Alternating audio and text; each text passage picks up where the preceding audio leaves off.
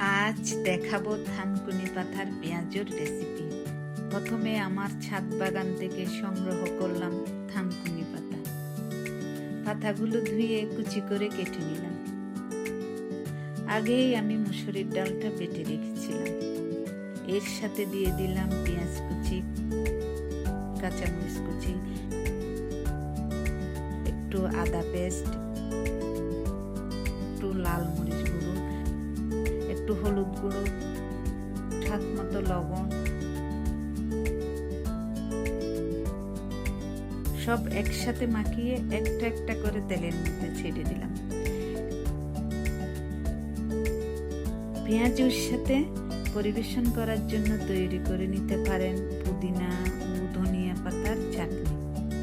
এতে থাকছে পুদিনা পাতা, ধনিয়া পাতা, আদা, রসুন, কাঁচামরিচ, বিট লবণ, চিনি, লবণ, গোলমরিচ গুঁড়ো সব একসাথে ব্লেন্ড করে নিলাম।